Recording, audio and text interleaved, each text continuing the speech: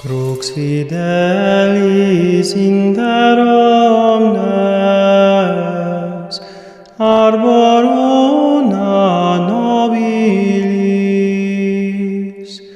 nulla silvata lembro fet, fronde flore germine, dulce lignum dulces clavos, dulce pondus sustinet.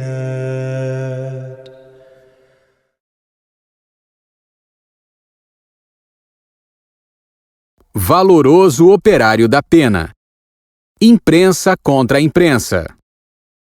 Graças aos 3 oratórios que fundara em Turim, graças ao florescente internato, graças às missões que pregava aqui e acolá, aproveitando os retalhos de tempo, eram já centenas os jovens aos quais chegavam a palavra e a ação de Dom Bosco. Mas quantos outros escapavam ao alcance de seu apostolado? Ele o lamentava muito. Tanto mais que naqueles anos o Piemonte se via minado por uma tríplice corrente de erros. Já vimos que um mundo todo de ideias políticas muito confusas invadia as massas. Além disso, soprava o vento do anticlericalismo e, por isso, os eclesiásticos que não desciam à arena, que não participavam do movimento, que não compartilhavam as ideias de um Gilbert ou de um Mazzini eram apontados a dedo. E, enfim, desde o dia em que lhes ortogou um decreto de emancipação, assinado em 1848 por Carlos Alberto, os valdenses dos vales de Penerolo se desenvolviam um proselitismo inquietador. A serviço dessas 3 péssimas causas, achava-se uma imprensa bem adestrada e bem paga, que ia trocando em miúdo para a inteligência do povo as teorias abstratas dos apóstolos do mal. Jornais diários, hebdomadários, opúsculos iam minando insidiosamente a alma dos simples, para fazê-los chegar paulatinamente ao ponto de maturidade desejada. Era grande o perigo, e a juventude, levada pelo seu espírito de curiosidade, ia ser naturalmente a primeira vítima. O santo pensou nisso em tempo, e como a sua palavra não podia chegar a todos os jovens, procurou pôr-se em contato com eles por meio da pena.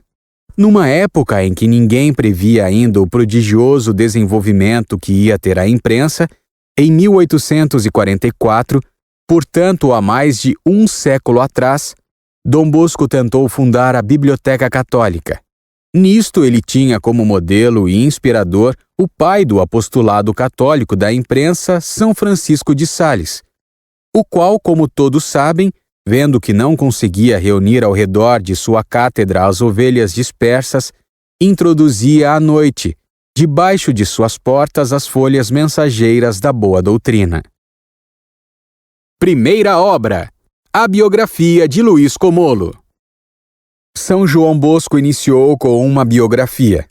A pedido insistente de seus velhos colegas de seminário, reproduziu nos traços principais a figura de seu íntimo amigo Luís Comolo. Tinha sido o confidente de seus melhores segredos. As 2 vidas tinham corrido bem unidas por mais de 3 anos. Apoiando-se um no outro, dedicaram-se ao serviço de Deus, cada qual com mais fervor. Portanto, quem melhor que ele poderia ser indicado para tentar reproduzir essa figura? Foi só Dom Bosco pôr mãos à obra que lhe vieram tumultuosamente à memória as recordações da amizade comum e os traços biográficos do jovem Luís Comolo. Saíram um livro de leitura atraente e edificante. Daí por diante a pena jamais parou, senão 45 anos mais tarde nas mãos paralisadas do escritor já popular. Os Valdenses. O segundo trabalho de Dom Bosco foi um escrito polêmico.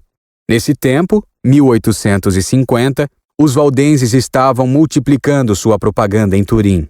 Essa seita protestante deve o nome e a origem a certo Pedro Valdo, rico negociante de Lyon, o qual no fim do século XII se tinha posto à frente de um grupo de pobres de espírito com a meta, dizia ele, de reformar os hábitos de luxo e de vida fácil que se tinham introduzido na igreja. Um dia, um sacerdote a quem ele pagava para lhe traduzir e comentar o evangelho em língua vulgar, repetiu-lhe o conselho: se queres ser perfeito, vai e vende tudo que tens. Pois ele distribuiu todos os seus bens e saiu pelas ruas a pregar a pobreza. Depois de certo tempo, estava rodeado de adeptos que limitavam perfeitamente o método de vida. Não havia nesse grupo nenhuma hierarquia, mas o fundador exercia sobre os membros uma influência considerável. Certo de que sua doutrina era ortodoxa, foi a Roma em 1178 e apresentou-se ao Papa Alexandre III. O pontífice o acolheu bondosamente, aprovou seu voto de pobreza e disse-lhe que tanto ele como os companheiros podiam pregar com a licença do ordinário. Tal condição, porém, foi observada raramente e, como era de se esperar, interpretavam o evangelho no sentido individual e conforme o livre exame. Esses pregadores saíram tão depressa do bom caminho que em 1184, no Concílio de Verona, o Papa Lúcio III abrangeu numa mesma anátema os cátaros da Itália setentrional, parentes próximos dos albigenses do Languedoc e os pobres de Lyon. Do cisma à heresia faltava um passo, e assim não tardou que os discípulos de Valdo, os valdenses, se declarassem os únicos verdadeiros discípulos de Cristo. O credo dos valdenses consta de um conjunto de artigos que se podem resumir assim: creem em um só Deus, Pai, Filho e Espírito Santo. Jesus Cristo é para eles vida, verdade, paz e justiça, pastor e advogado, vítima e sacrificador. Cristo morreu pela salvação de todos os crentes e ressuscitou para nossa justificação. Rejeitam o purgatório, esse sonho do anticristo imaginado contra a verdade, e admitem só 2 sacramentos instituídos por nosso Senhor Jesus Cristo, isto é, o batismo e a Sagrada Ceia. Para eles, os sacramentos são sinais ou formas visíveis de graças invisíveis, dos quais os fiéis fazem bem em usar, mas que não são indispensáveis para a salvação. Subscrevem os 12 artigos do símbolo dos apóstolos, considerando como heresia tudo que não estiver conforme ele. Admitem também o símbolo atanasiano e as decisões dos 4 primeiros concílios ecumênicos, porquanto não se afastam da palavra de Deus. Para eles, a fonte da verdade está unicamente na Bíblia. Por isso, rejeitam tudo que não lhes parece conforme os ensinamentos dela, ao mesmo tempo que afirmam crer e observar tudo que ela revela e ordena. Em virtude desse princípio, repudiam constantemente as doutrinas baseadas na autoridade e nas tradições, as imagens, as cruzes, as relíquias, o culto e a intercessão de Nossa Senhora e dos santos, as festas consagradas e a esses mesmos santos, as orações que se lhes dirigem, o incenso e as velas que se queimam em sua honra, a missa, a confissão auricular, o purgatório, a extrema unção, as orações pelos mortos, a água benta, a quaresma, a abstinência de carne em certas épocas e em certos dias, os jejuns de preceito, as penitências obrigatórias, as procissões, as romarias, o celibato dos sacerdotes, a vida monástica e tantas outras coisas inventadas, dizem eles, pelos homens. Com a maior facilidade, essa heresia tinha descido das terras de Lyon para a Itália através dos altos vales dos Alpes, especialmente o Vale de Pelice, onde se tinha fortificado ao redor de Pinerolo, que ficou sendo como que o quartel-general da seita. Daí, através da planície, tinha se arrastado até Turim, onde seus adeptos nos tempos de Dom Bosco, depois de terem conseguido liberdade de propaganda, iam se infiltrando habilmente nos ambientes populares, que a ignorância tornava indefesos, e iam infestando as casas dos operários com opúsculos em que a heresia se ocultava sorrateiramente, e desse modo o mal que causavam à alma do simples era considerável. As leituras católicas. Vendo que ninguém se animava a opor-se diretamente a esse apostolado nefasto, Dom Bosco não pôde conter-se. Ao opúsculo protestante começou a opor o livro católico, e 2 vezes por mês sua pena fecunda ou a de seus amigos lançava no meio do povo um desses livrinhos claros, vivos, atraentes, que fazem ler desde a primeira até a última página. Polemista, perspicaz e ágil. Tratava de todos os assuntos. Sua palavra de ordem era variedade. Hoje expunha serenamente a doutrina católica. Amanhã atacava a objeção adversária. Ora narrava em estilo popular a vida de um grande papa, ora compunha uma espécie de novela com escopo moral. Deus deu a vitória a essa campanha corajosa, empreendida para sua glória, e os opúsculos de propaganda que Dom Bosco batizava com o nome de leituras católicas se espalharam em profusão. O preço módico fez subir o número dos assinantes, que chegou bem depressa a 9.000, logo depois a 14.000. Cifra realmente prodigiosa para aqueles tempos. O esplêndido resultado dessa iniciativa não desanimou, porém, a propaganda da protestante. Derrotado por esse lado, o inimigo tentou novo estratagema.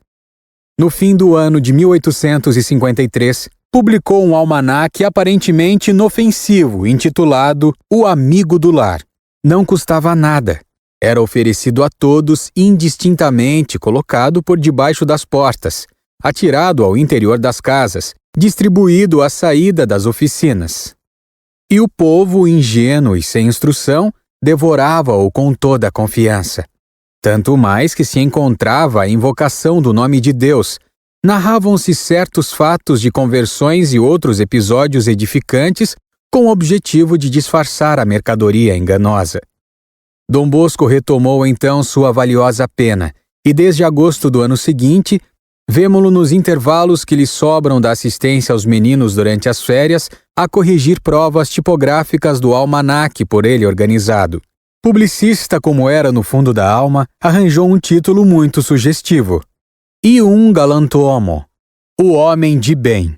Havia de tudo naquelas páginas. Calendário, notícias de astronomia, lista de produtos das feiras, receitas de cozinha, tabela das moedas, frases engraçadas, poesias e, em um lugar oportuno, reflexões morais e religiosas.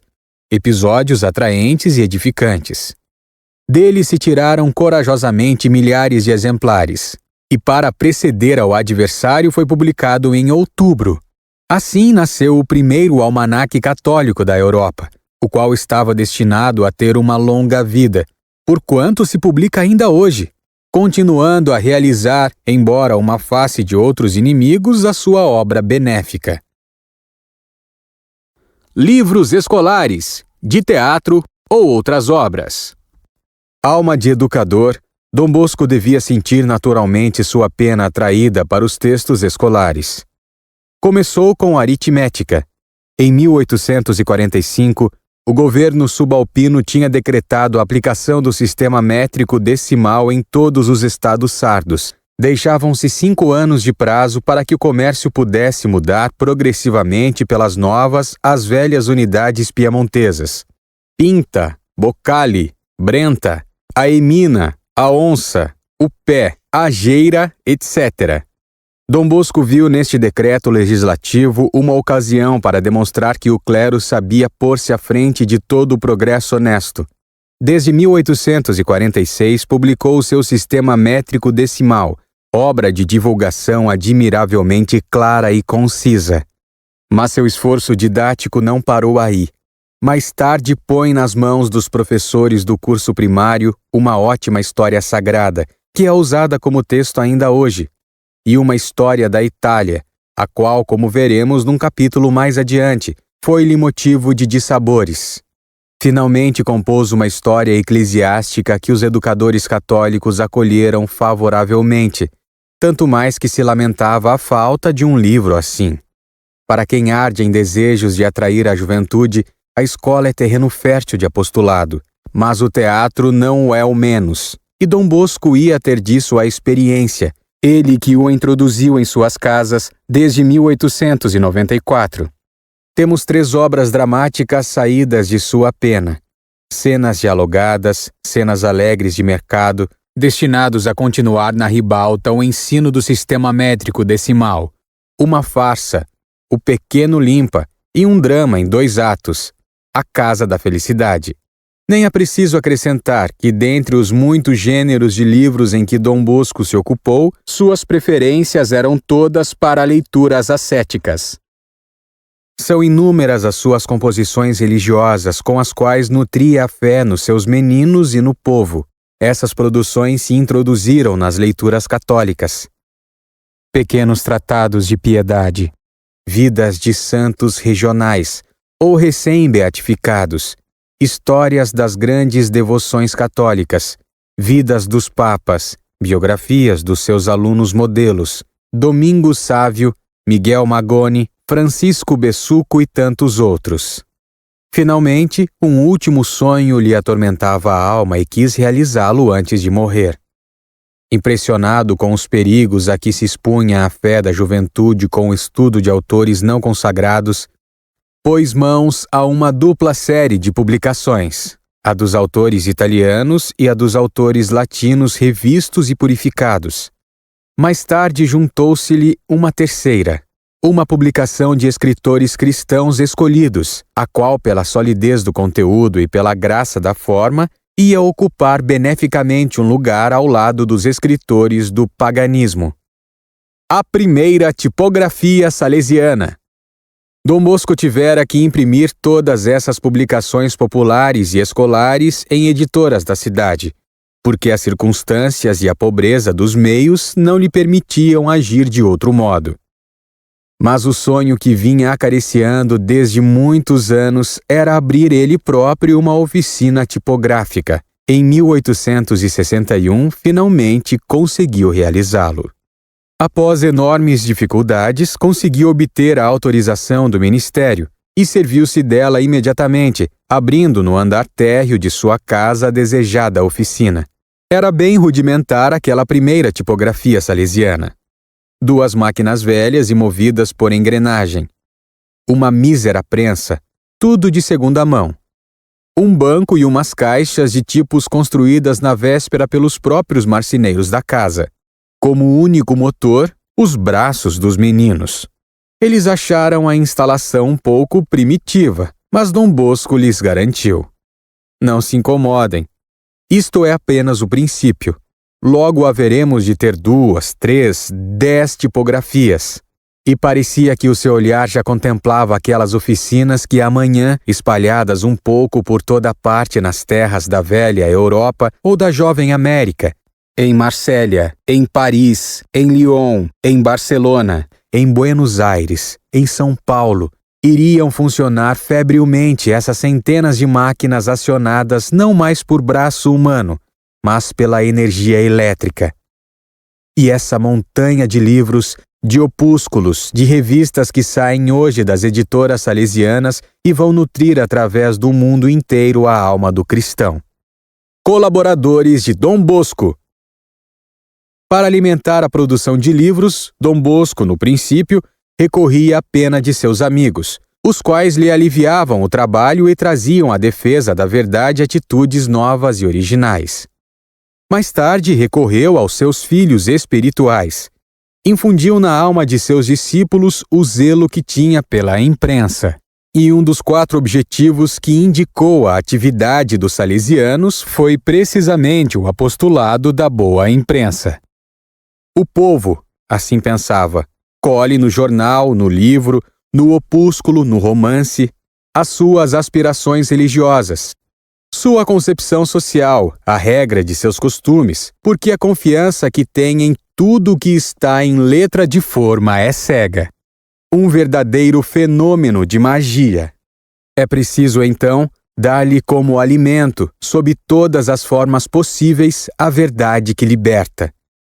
Não é possível não admirar em Dom Bosco o ter pressentido naquele longínquo 1865 o alcance da imprensa.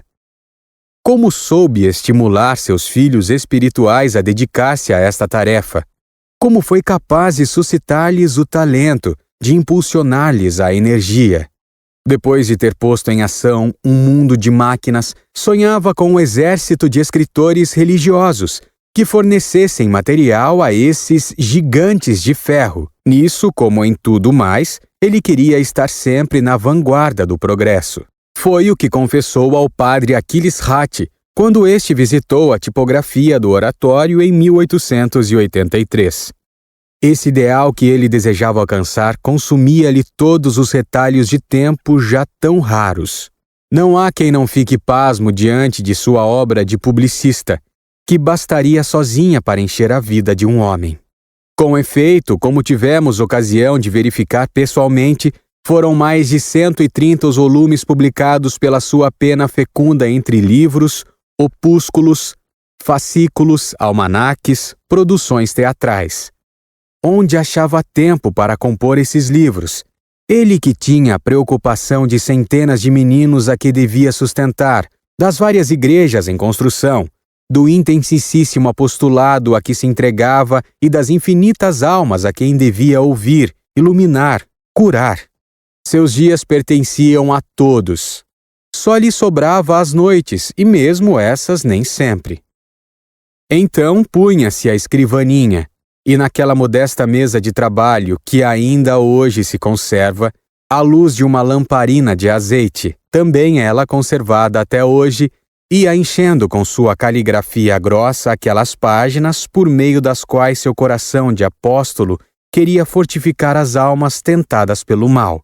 Quantas vezes a madrugada o surpreendeu, ainda a terminar o manuscrito que o mestre de composição lhe tinha pedido na tarde precedente, em vista da urgência da entrega.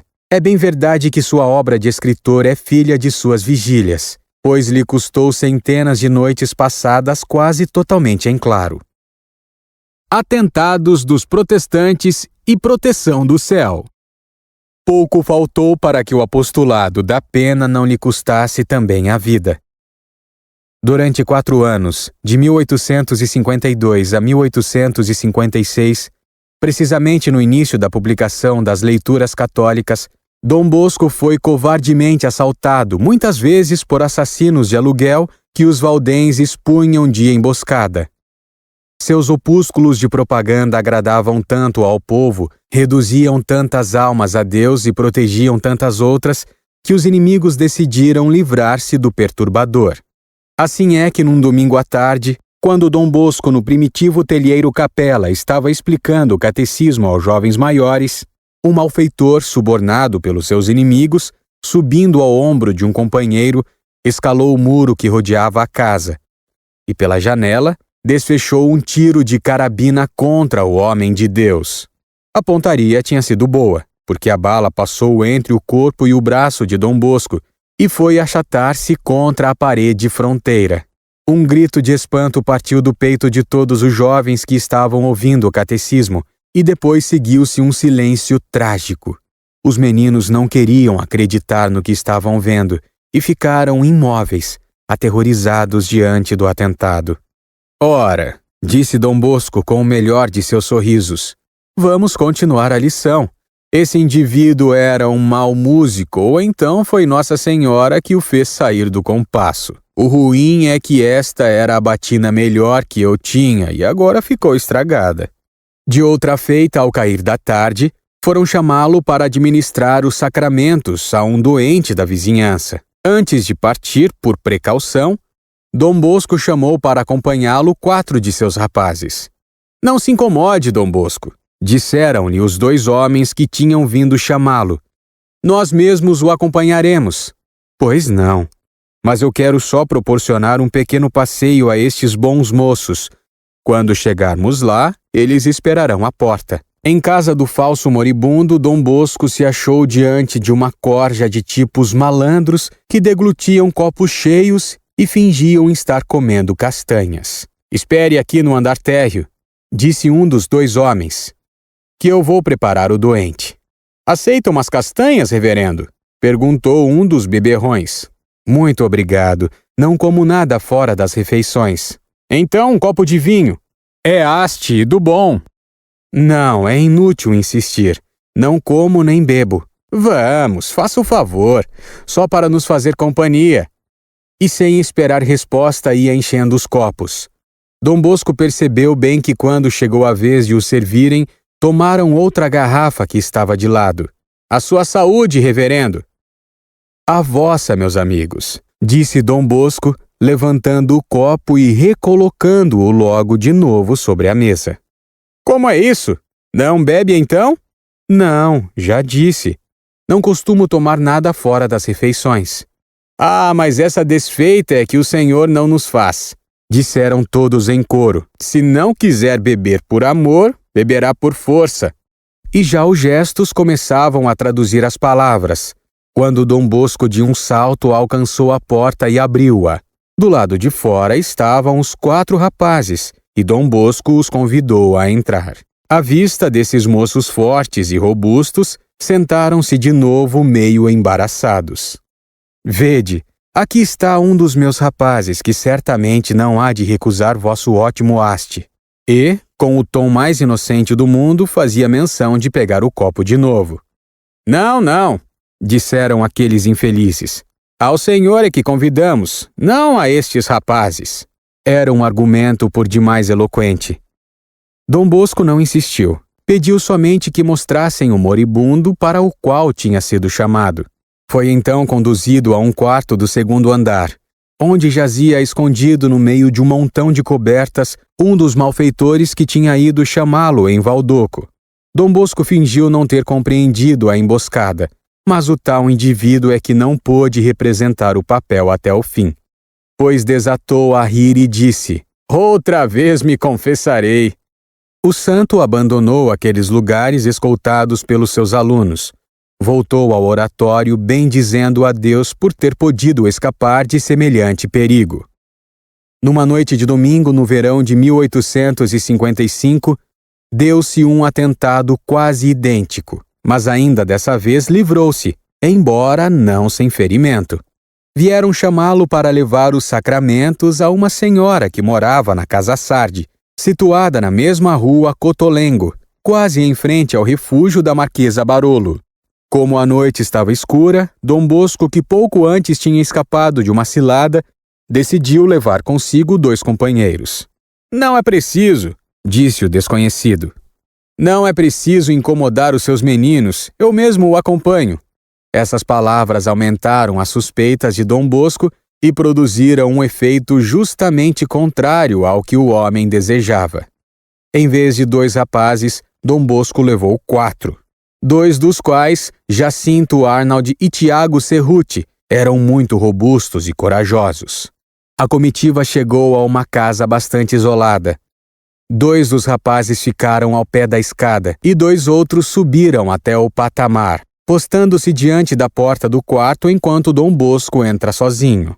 Logo que ele entrou, 4 homens corpulentos levantaram-se e cumprimentaram-no, esforçando-se por aparentarem um ar de amabilidade. Dom Bosco observou que eram gentes de má índole e que, além disso, estavam todos munidos de cacetes nada tranquilizadores. Aproximou-se do leito, onde jazia uma senhora atacada de acessos de asma. Na verdade, para uma pessoa em perigo de morte, a cor estava boa e até excessivamente viva. Dom Bosco pediu aos presentes que se afastassem um pouco, para ele poder falar com a doente mais à vontade, e assim prepará-la para uma boa confissão. "Então, minha senhora, está disposta a reconciliar-se com Deus?" "Naturalmente", respondeu ela com uma voz que estava bem longe de ser fraca. "Mas é preciso primeiro que este malandro, esse patife que aí está, que é meu cunhado, me peça perdão do que me fez." E começou a vomitar uma torrente de injúrias. "Cala-te, miserável infame!" vociferou um dos presentes. E assim dizendo, com um safanão, atirou por terra a única vela que havia, ficando o quarto em completa escuridão. No mesmo instante, Dom Bosco levou uma bordoada, que o teria matado certamente se não tivesse atingido o ombro. Sem perder a calma, tomou uma cadeira e cobriu com ela a cabeça. As pauladas continuaram a descer cerradas sobre esse capacete improvisado que lhe protegia o crânio. Desse modo, pôde chegar até a porta. pôs a mão no trinco, atirou a cadeira em cima dos que o tinham agredido e achou-se entre dois rapazes que o esperavam. Tudo isso se tinha passado com tal rapidez que eles não tinham tido nem tempo de tomar qualquer resolução. Quando chegaram ao meio da rua, os rapazes viram aterrorizados que Dom Bosco estava coberto de sangue. Felizmente não tinha recebido ferimentos graves, somente por estar com as mãos expostas a segurar a cadeira sobre a cabeça. Uma paulada lhe atingira o polegar esquerdo, arrancando a carne até os ossos. Nessas circunstâncias trágicas, Dom Bosco fazia todo o possível para ficar na defensiva e não se servir de sua força fora do comum nem de sua guarda pessoal para obrigar o inimigo a render-se. Uma vez, porém, teve de passar rapidamente para a ofensiva e o fez brilhantemente. Voltando tarde de Moncalieri, ia seguindo tranquilo pela beira da estrada deserta, quando a certa altura percebeu que alguém o seguia com passos apressados. Voltou-se e viu um tipo com cara de malandro que estava querendo alcançá-lo. Achava-se ainda alguns metros atrás, mas já vinha abrandindo um pesado cacete com a intenção, evidentemente, de assassinar a Dom Bosco. Este, porém, tirando o corpo habilidosamente, desviou-se e, quando o outro foi passando, aplicou-lhe de lado um vigoroso empurrão. O malfeitor rolou na sarjeta dando gritos de dor e chegou a ficar sem respiração, enquanto Dom Bosco, acelerando o passo, conseguiu unir-se a um grupo de pessoas que iam mais à frente na direção de Turim. Junto deles estava salvo. Ajuda-te que Deus te ajudará, diz o provérbio. Até então o céu tinha antecipado generosamente sua intervenção. Nesse dia, Dom Bosco achara que não era demais mostrar como sabia dar também sua inocente resposta. É necessário acrescentar que Dom Bosco jamais deu parte desses atentados. Esquecia-se logo da injúria e continuava seu caminho. E depois, Dom Bosco não se iludia. Sabia muito bem que os verdadeiros culpados estavam muito no alto. Era inútil querer perturbá-los. Provocar um inquérito era perder tempo e dinheiro. Por detrás dos bastidores, onde eles armavam o braço dos fracos, estavam abrigados contra os rigores da justiça. A única vingança de Dom Bosco consistiu em redobrar o zelo na campanha da boa imprensa e em tornar suas publicações mensais e seus livros escolares cada vez mais adaptados ao povo. Para isto concorreu a precaução que ele sempre teve de fugir de assuntos políticos e o tom singelo e vivo que soube comunicar a seus escritos. Dotes do estilo de Dom Bosco. Por princípio, o santo proibiu a si e aos seus que escrevesse sobre assuntos políticos. Gato escaldado tem medo de água fria. Dom Bosco já tinha feito uma experiência durante alguns meses, assumindo a direção de um jornal que estava para morrer. Mas tanto sua tranquilidade como a sua ação sacerdotal e sua bolsa tinham sofrido muito. De sorte que prometeu nunca mais cair noutra e manteve a palavra. Num exército, costumava dizer, pode-se muito bem cooperar para a vitória sem estar na primeira linha. As duas qualidades que ele procurou infundir em seus escritos foram a límpida simplicidade e a vivacidade. Sabe-se que mulher lia suas comédias, A Criada, e só ficava satisfeito quando via que ela compreendia tudo. Pois bem, Dom Bosco lia suas páginas, a princípio ao porteiro do pensionato eclesiástico e mais tarde à sua mãe, mulher simples e analfabeta, mas de bom gosto e de critério seguro. Certos capítulos de seus livros foram totalmente refeitos. O julgamento de sua mãe tinha sido desfavorável. Um dia, para evitar repetições de palavras, Dom Bosco quis substituir o nome de São Pedro pelo de Porteiro do Céu. Para isso usou uma palavra um tanto rebuscada. Clavígero celeste. Clavígero? Interrogou Margarida. Onde é que fica esse lugar? Não, mamãe, clavígero não é nome de lugar nenhum. Quer dizer porteiro. Ah, mas então por que você não põe porteiro? Quem escreve deseja ser compreendido, mas naturalmente deseja também ser lido. E para o conseguir, nada há como colocar na frase um como que frêmito, algo que palpite, decolorido e calor. Vida numa palavra. Dom Bosco parece que compreendia isto instintivamente.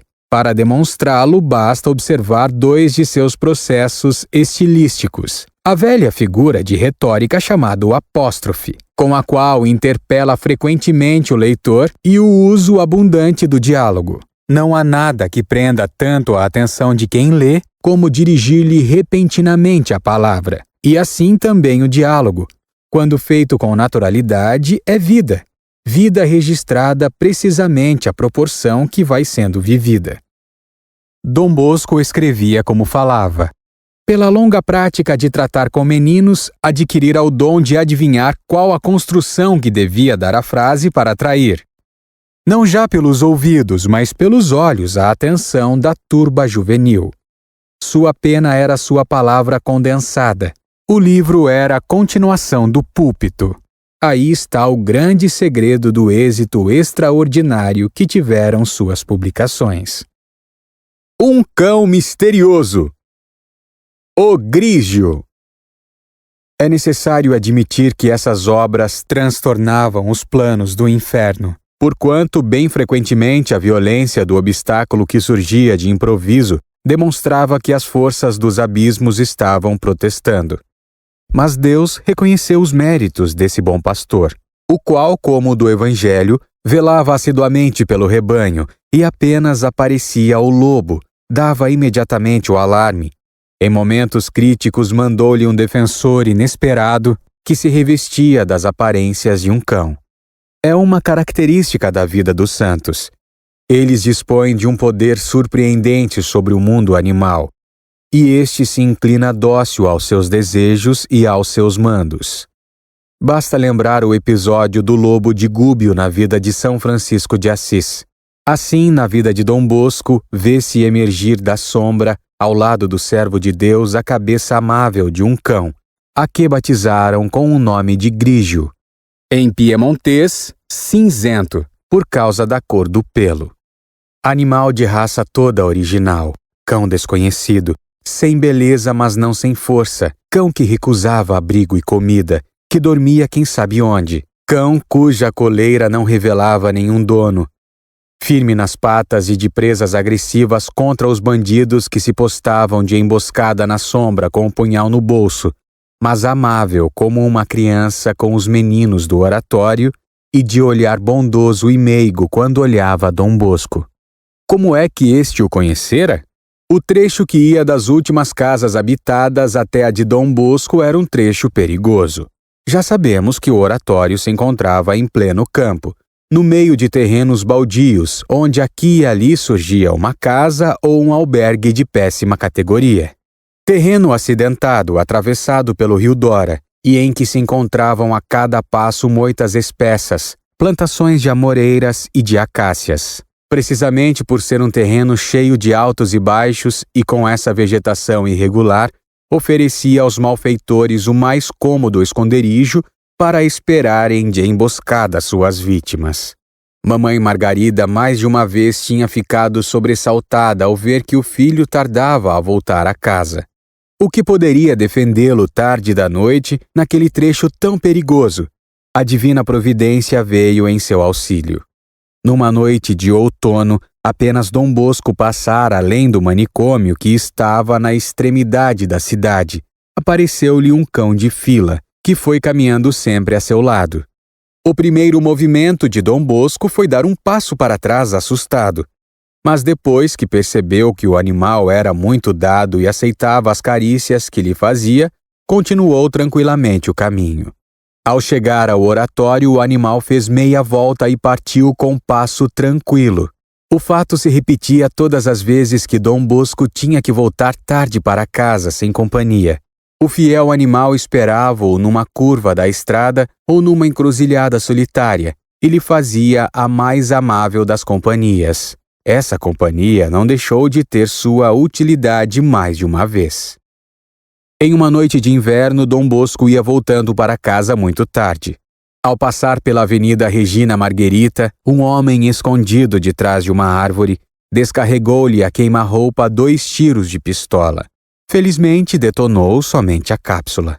Então, o assassino se atirou sobre Dom Bosco para matá-lo, quem sabe de que maneira. Mas nesse momento ouviu-se um uivo pavoroso e um animal saltou furiosamente contra o agressor. O celerado mal conseguiu fugir, enquanto Dom Bosco, voltando a si do susto que levara, acariciava com gratidão o pelo do fiel amigo. Doutra feita numa rua escura das imediações da Consolata, Dom Bosco viu que o precediam 2 homens de má índole, os quais, era evidente, regulavam o passo pelo seu. Estou bem arranjado, pensou Dom Bosco, e voltou atrás para entrar de novo na cidade e pôr-se a salvo de qualquer perigo. Ao ver isso, os 2 precipitaram-se por cima dele e lhe cobriram a cabeça com um saco. Dom Bosco, à custa de movimentos rápidos e enérgicos movimentos, conseguiu desembaraçar-se dessa capa indesejável.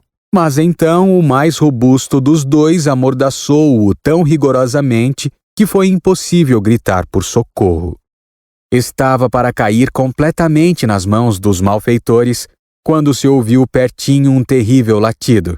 Era Grígio. Num bater de olhos livrou o dono, e este, desvencilhando-se da mordaça, viu um dos opressores fugir a toda a brida, enquanto o outro, atirado por terra, estava completamente dominado pelas presas do animal que o agarrara pela garganta. "Chame o seu cão!" gritava desesperado. "Chame-o depressa! Se o senhor prometer que vai andar direito daqui por diante..." "Prometo tudo o que o senhor quiser", disse o malfeitor, que já não aguentava mais. Então Dom Bosco chamou o animal e ele soltou a presa. O bandido fugiu vertiginosamente. Noutra circunstância, o bom cão dominou toda uma quadrilha. Dom Bosco tinha penetrado na alameda deserta, que, acompanhando as últimas casas da cidade, o conduzia do mercado de Porta Palazzo à sua habitação. Era a noite adiantada. De repente apontou num canto escuro um indivíduo, que avançou para ele brandindo um porrete. Dom Bosco, nessa idade, corria ainda muito bem, mas o agressor o alcançou. Dom Bosco, então, passando decididamente para a ofensiva, como fizera em Moncalieri, aplicou-lhe um formidável soco na boca do estômago e o fez cair por terra gritando de dor. A esse grito surgiram de todas as moitas vizinhas indivíduos que estavam de tocaia para aparecer em caso de necessidade. Dom Bosco se viu perdido. Mais alguns segundos e o teriam assassinado, se não fosse o latido do Grígio que se fez ouvir de repente. Em poucos saltos, ei-lo presente, pôs-se a girar para lá e para cá em redor de Dom Bosco, uivando de modo terrível, mostrando uns dentes que faziam arrepiar. E os malfeitores, um a um, se dispersaram nos campos vizinhos. Curioso esse animal, cujo procedimento variava conforme as circunstâncias. Uma tarde, em vez de escoltá-lo na forma costumeira, impediu decididamente que Dom Bosco saísse de casa. Estendeu-se na soleira da porta e não houve o que pudesse obrigá-lo a sair. Foi a primeira vez que mostrou os dentes para o seu dono, e viu-se que, se fosse preciso, tê-lo-ia empurrado com toda a força do peito para dentro de casa. Antes de chegar a esse extremo, contentava-se em rosnar com os dentes bem cerrados. "Se não quer ouvir a mim, atenda ao menos a esse animal, que está demonstrando mais juízo do que você", disse Margarida ao filho. Dom Bosco atendeu. E foi bom, porque daí a menos de um quarto de hora chegou um vizinho dizendo que não se afastasse de casa de maneira alguma, porque tinha surpreendido uma conversa na qual se falava evidentemente de um atentado que lhe estavam preparando. Noutra tarde o cão apareceu no pátio do oratório e todos foram fazer-lhe festa. Ele, porém, com ar melancólico e resignado, mostrava-se completamente passivo. Pulavam-lhe por cima, puxavam-lhe o pelo e as orelhas e não se mexia. Finalmente levaram-no ao refeitório, onde Dom Bosco estava terminando sua frugal refeição.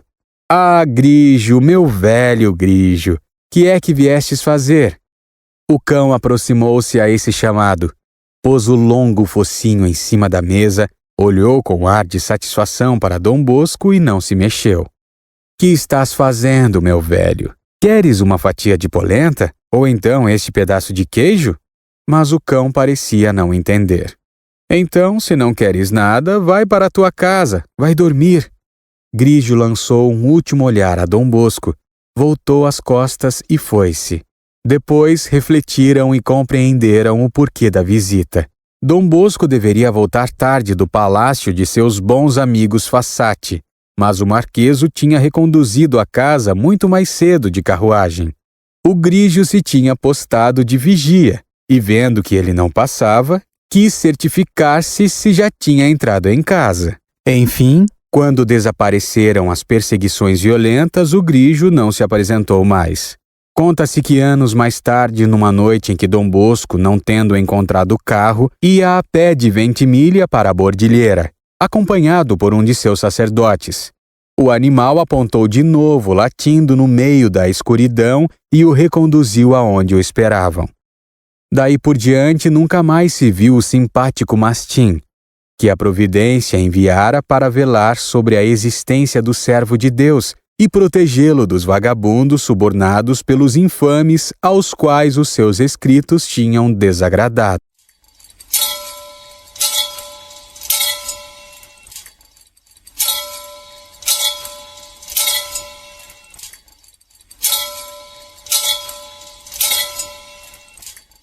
Aurora te celi de super, et nubes pluant justum. Aurora te celi de super, et nubes pluant justum.